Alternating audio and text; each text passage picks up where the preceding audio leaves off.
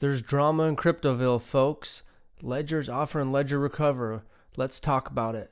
But first, please Mike Tyson the like and subscribe button. So you've probably heard Ledger Recover kind of using, they'll shard your seed phrase into three places. Ledger keeps one. They'll use coin cover, and then they'll also send it here. Let's see, to someone else. So you'll have your seed phrase broken up in three spots. You have to KYC. The only way you can get your seed phrase is proving that you are who you say you are. Most people, almost everyone, doesn't like it. I don't even know about these right here, these testimonials. You can see there's lots of articles. Ledger crypto wallet under fire over seed phrase recovery service. Ledger bats back criticism of new wallet recovery service. You're saying this is not what customers want. Actually, this is what future customers want, said Ledger CEO Pascal Gauthier. Crypto community reacts to Ledger wallet secret recovery phrase. Backdoor in Ledger wallet. Here's what's going on and how to keep your crypto safe. So a lot of people say they're never using Ledger. They're moving on to different wallets. A lot of people are already using different wallets. A couple months ago in March, I went to France. And you can see, I'll have this video. I'm investigating the Ledger hardware wallet company. You can see I went to their office. And so, yeah, I'll put a link to that video here at the end of the video. You can see there. So, yeah, I think that there's two things going on. People that don't like it are correct. You don't want any possible backdoor. And you have to opt in, and it's $10 a month. And so you maybe don't want to update your firmware on the Ledger device you have. If you currently store your stuff on Ledger, I do. And then one, you just never opt in. It should still be the same. You're not sharding out your seed phrase. And two, the people that potentially may like it, they're right too, kind of.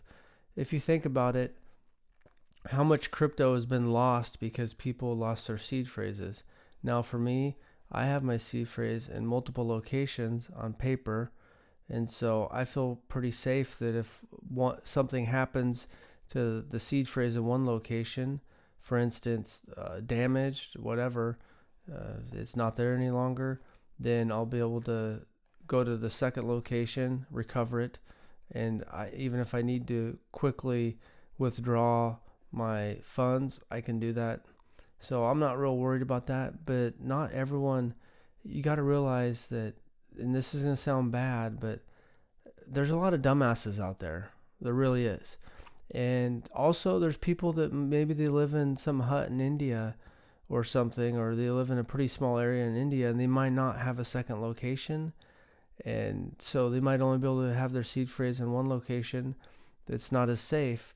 So when you factor that in, I can see where they're going with this. I'm not saying I like it, but they're not wrong to think that for billions of people to use crypto, not everyone can have their seed phrase, or not everyone should be responsible, or maybe they should be responsible, but the reality is not everyone is going to be responsible. How many people wrote down their seed phrase in one location, maybe even took a picture of it, and then they lost their seed phrase? Or people play tricks and they don't want to write their seed phrase down in the correct order, and they kind of mess up the order, or they have some kind of game they play with it, and then they don't need their seed phrase, and then a couple years later when they need their seed phrase, they can't remember the game they came up with.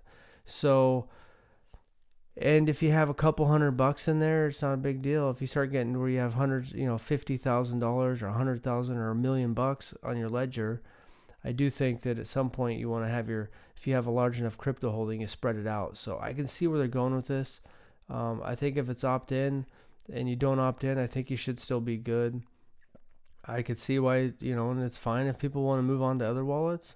And, at some point you're probably going to need something like this, and it sucks for KYC. But hey, if you don't like KYC, you don't opt in, or you use another wallet. At some point this will probably be needed, whether it's a digital ID, however you figure out, I know Charles Hoskinson's talking about digital IDs, whether it's actually connected to who you are, or just kind of like your .eth phrase or your ADA handle or whatever it is. There needs to probably be a way so that the average person that's not capable of really taking care of their seed phrase, then they can have their crypto protected. Let me know what you think in the comments. Do you think? And so some of it is, you can let me know what you think of Ledger's move. It looks like for the most part everyone's seeing it as a big mistake, but also step back and take a broader look at the market. And right now, if you have a couple 100 million people into crypto, just ask yourself, what's it going to be like when there's 5 or 6 billion people in crypto? And is everyone going to be able to be responsible with their seed phrase? And is that something that could hold someone back investing in crypto because they feel like it's too complicated or they don't trust themselves? So thanks for watching and have a good day.